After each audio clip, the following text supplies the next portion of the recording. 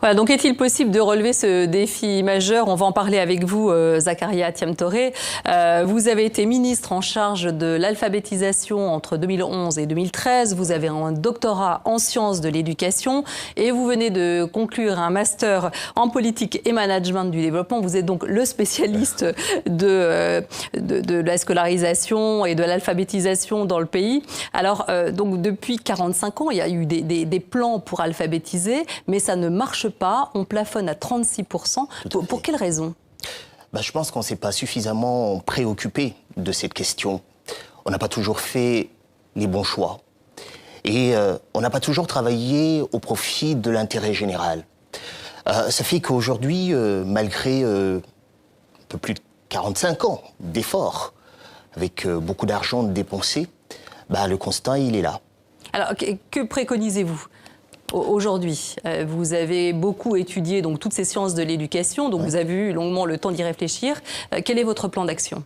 Déjà, qu'on prenne conscience que sans un peuple, sans une population bien formée, les efforts de développement ne produiront pas les résultats souhaités. S'il y a cette prise de conscience, il y aura un engagement politique fort pour régler le problème. Parce que tout ce que l'on va préconiser commence d'abord par une forte volonté de faire, donc une forte volonté de vaincre l'analphabétisme. Ensuite, je propose des Vous avez actions comme des idées concrètes. très concrètes qui commencent par la communalisation. Alors expliquez-nous ce principe. Pourquoi la communalisation? Pendant longtemps, nous avons tout décidé au niveau central. Nous avons une loi d'orientation de la décentralisation qui prévoit que les communes ont un certain nombre de responsabilités. Mais concrètement, on se rend bien compte que les communes qui sont plutôt bien organisées et proches des populations concernées peuvent véritablement prendre ce combat à leur compte, mais ne sont pas suffisamment impliqués. Donc aujourd'hui, il s'agit de faire en sorte qu'au niveau de base, on ait les acteurs locaux qui soient en première ligne de ce combat pour qu'on puisse organiser un meilleur suivi, une meilleure formation, parce que lorsque vous restez, par exemple, dans la capitale pour donner des instructions, vous n'êtes pas sûr que ce que vous souhaitez faire est effectivement réalisé et réalisé correctement sur le terrain. Donc, je préconise que l'on mette un peu plus en avant les communes, donc les conseils municipaux, les conseils villageois de développement qui vont être au quotidien à côté des populations qui ont besoin de ces formations et qui vont pouvoir les accompagner avec notamment les enseignants qui sont sur place. Parce qu'il y a également un problème au niveau des enseignants. Vous dites qu'ils sont vraiment sous-qualifiés puisqu'ils ont le niveau brevet des collèges. Et ils font simplement une année de formation. C'est très peu. C'est vrai que c'est un gros souci. Et lorsqu'on parle d'alphabétisation, on ne peut pas penser vaincre l'analphabétisme en ignorant la scolarisation, en ignorant l'enseignement primaire et secondaire. Aujourd'hui, le constat, il est celui-là. Les enseignants sont recrutés donc niveau brevet, brevet des collèges, même si de plus en plus ceux qui réussissent à ce concours ont le baccalauréat ou ont un niveau supérieur, de l'enseignement supérieur, mais ce que l'on demande pour passer ce concours, c'est le brevet. Et la formation se faisait sur 1 an. Nous sommes revenus il y a quelques années sur les 2 années de formation, ces 2 années scolaires. Ça n'est pas suffisant. Alors on peut penser que pour la formation initiale, on peut s'en contenter, mais il faudrait que l'on ait des mécanismes de formation continue pour que l'enseignant, qui déjà lui-même est très jeune, quand on lui confie des jeunes élèves, soit en mesure d'assumer cette responsabilité. Et je pense aussi qu'il faut améliorer nettement les conditions de travail des enseignants.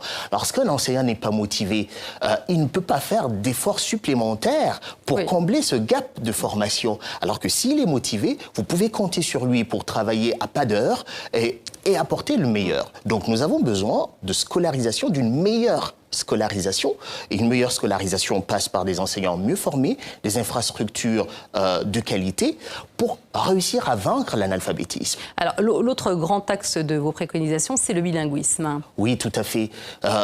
Bilinguisme, c'est-à-dire langue nationale et français. Langue nationale et français. Au niveau de la scolarisation, on est beaucoup plus de langue nationale présente, parce qu'aujourd'hui, la langue utilisée au niveau de l'enseignement primaire est le français. Et en alphabétisation, nous utilisons principalement les langues nationales.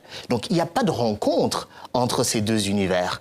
Et on ne peut pas continuer à fonctionner de la sorte. Donc il faut introduire davantage les langues nationales au niveau de l'enseignement primaire, de l'enseignement secondaire, donc, et le français au niveau de l'alphabétisation. Pendant des années, nous avons alphabétisé dans les langues nationales, sauf que l'alphabétisation, c'est apporter des compétences juste instrumentales. Et elles ne suffisent pas comment on va dire, si vous ne les renforcez pas, elles sont perdues très vite. Donc aujourd'hui, le constat, c'est que nous avons alphabétisé des personnes qui sont redevenues analphabètes au bout de quelques années parce qu'il y a un manque de pratique parce que l'univers, on va dire l'administration, le monde de la justice, le monde académique fonctionne en français. Et dans le même temps, on alphabétise uniquement en langue nationale. Ce qu'il faut faire, c'est qu'il faut alphabétiser en langue nationale et aller jusqu'au français. Et à l'école, introduire la langue maternelle parce que l'enfant apprend mieux dans la langue qu'il maîtrise. Et aujourd'hui, on voit bien que dès qu'il entre au CP, on coupe sa langue maternelle.